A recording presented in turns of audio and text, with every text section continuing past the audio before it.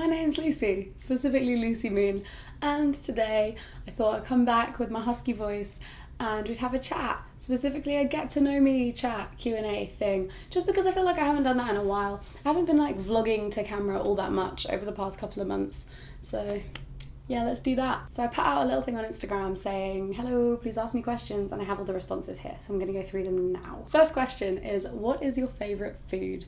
That's a great question. I really like sausage and mash, if I'm totally honest, just like a plate of sausage and mash. Or my boyfriend makes this sausage pasta with like broccoli and white wine, and it's just so good. So one of those two probably. Which brands do you wish were cruelty-free? I was thinking the other day how much I miss my Velvet Teddy lipstick from MAC. I think that is just the most beautiful lipstick ever. So MAC is one of my main ones. I'd also add NARS to that list because I love NARS. NARS's like foundations are just incredible, along with their eye palettes, and I can't touch them anymore. Makes me so sad. When and how did you realize you were gluten intolerant? I'll probably make a bigger video about this at some point, but basically around Christmas time I noticed that things weren't going well in my body, but all the other symptoms that I had I've had all my life, and I just assumed that was how people digested food. And then when I realised that I was having a different experience to everyone else, I gave up gluten because half my family is celiac. And sure enough, in 3 weeks, there was a drastic improvement. How do you make your Instagram stories so pretty? I use an app called Unfold. I don't, this is not sponsored, they're just great. What is your advice on how to get better at creating and editing aesthetic vlogs like your own? If you don't know, I do a series called 168 Hours. Ooh yeah. 1 week every month, I document my life, and then I edit it and upload it. It's great, I really enjoy it, and I would say just play with editing software, watch interesting videos where you like the editing of them. I watch a lot of tour diaries because they have this similar strange long period documentary format. I love those, so I try and pull inspiration from lots of places and then recreate it. I also think a lot about what is evoking a mood or an emotion, so I will try and use good music, good noise, and use the sound in it and the visual as well to try and create or evoke a feeling in someone. I don't usually succeed. When are you going to make monthly favourites videos? I miss them. Thank you, Angel Meta. I appreciate it. I found I was getting a bit too repetitive with them, and also they're not very fun to edit because they're like very waffly, and I really like a really concise edit, so I kind of stopped making them for a while. I'll maybe make some like current favourites videos every so often, or like maybe seasonal, but yeah, they're not fun to edit basically, so I tend to not make them. Tilly asks, what would you say is the hardest part of your job? I think the hardest part is getting constant feedback. It's also the best part because it can be really affirming when you've made something good and you get told you made something good, but then you also get a lot of commentary on your body, on the way you look, on the way you talk, things that you can't necessarily change about yourself, and also about people in your life as well. And I don't read that stuff anymore, but I've always found that hard to deal with. Do you value diversity in your friends? Many YouTubers are white and only have white friends. Not you. That's a really strange question, but I kind of get what you're saying. So for a lot of people in Britain who are YouTubers, they grew up in quite a certain environment. Like this is a big generalization, but like a very white middle class household, probably in the suburbs that like are kind of not very close to a city, and so their friendship group and the people they've made friends with really do kind of reflect the people they were around when they were growing up, especially because a lot of those friends are usually friends from those towns and from those environments. So that's kind of, I totally understand how people get in that situation, and you're not going to diversify your friendship group because you feel an obligation to. It's more like when you move into a new community and you meet new people in new industries and environments, that's when your friendship group's diverse, if that makes any sense. And for a lot of people, if they're working in like a really white industry, that hardly happens, or like they go to Exeter uni or something, they're not going to experience meeting those people, which is super sad. Whereas I've been really lucky. I moved to London and I went to SOAS, which is one of the most diverse unis there is. So I've got a bunch of great people in my life that I'm really grateful for. But I wouldn't have those people had I not had those new life experiences after growing up in rural Tunbridge Wells. Bit waffly, but you kind of know what I'm saying, right? Do you think there's a gap between how your audience perceives you versus how you see yourself? These are getting deep kind of fast. And yes, maybe. I think for a long time people thought I was this really intellectual a deep thinking person, which I kind of am, but also I love like just cool things that I get to do. You know, I'm as fickle as the next person, and I love Futurama and I love Big Mouth. But yeah, I think for a long time people thought I read a lot and was like really, you know, I like literature, but I'm not like your classic Ravenclaw. I'm a bit Ravenclaw with like sprinkles of other things in it. What would you say your favourite thing about London is? My favourite thing about London is probably the people you meet, like even like Uber drivers all the way up to like the people you meet in parties or events or whatever. And then also I think the city's really like eclectic and diverse in terms of if you want something you can find it.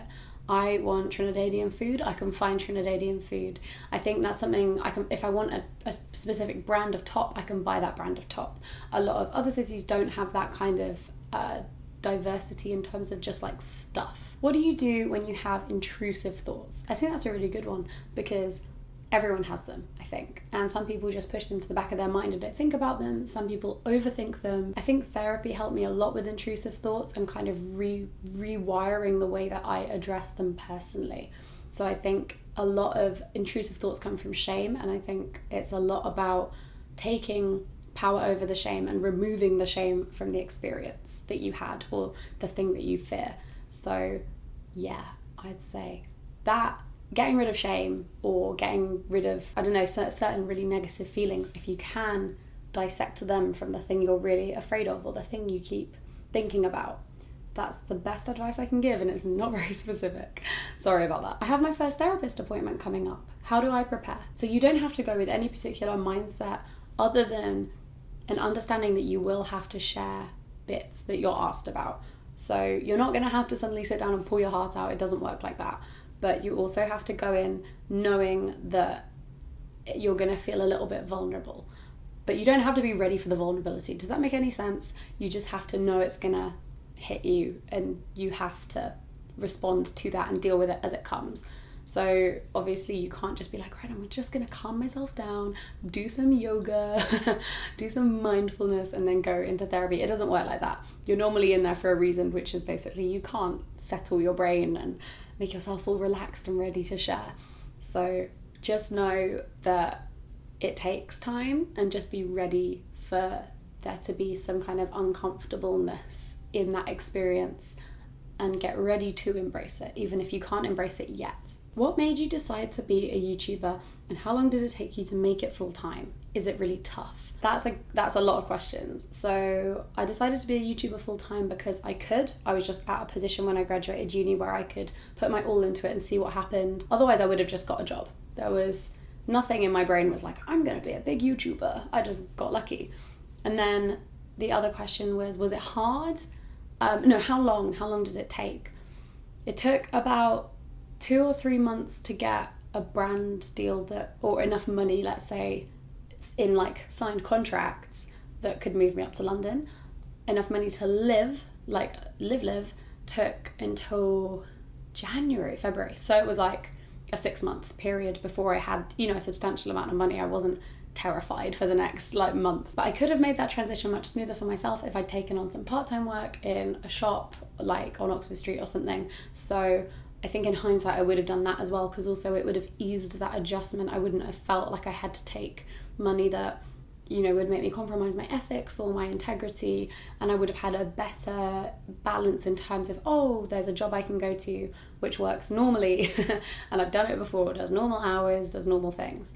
Whereas when I was in this world, like YouTube as a job doesn't operate like a normal job, and that takes a lot of adjusting. Hi Lucy, what is your dream festival lineup? I think about this all the time. I think I would do maybe Frank Ocean, probably have Childish Gambino, Addison Paak, SZA, Drake, obviously. And then just loads of R&B pop crossovers. I think I would so love that. What is your favourite song at the moment? Let's end on that one because that's a really nice one. Okay, let me have a look. You can follow my Spotify in the link down there. I have maybe like 12 playlists, all for different things, and they're all really nicely organised and I love them. I'm really enjoying Pretty Little Fears by Black and J. Cole. I really like Vivid by Brockhampton, and I really like Scary Love by The Neighbourhood. Also, there's a song called XTQ Idol by Trevor Powers that's really good. So thank you for watching this Q&A. I've really enjoyed making videos for myself at the moment. So a couple of weeks ago I posted on my Instagram stories that like I'm hoping to do fewer sponsored videos in the next couple of months, just because everything landed at once and I had long-term contracts and it was too much for me. Like, it was just overwhelming.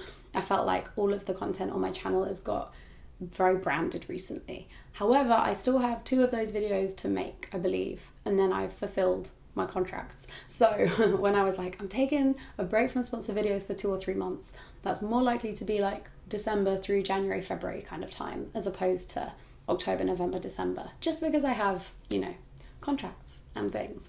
But thank you so much for sticking with me throughout all of my branded stuff. You know me, making that dollar. I really, really appreciate your support, because without your support, I don't get to do my job, and you're incredible. So thank you. So hopefully there'll be more content, better content, and a return to the moon. Anyway, tonight I'm going to see A Star Is Born, so I'll let you know how that is. And thank you for watching my video. Yeah, just one final thing. I have a podcast. I'll link it down there.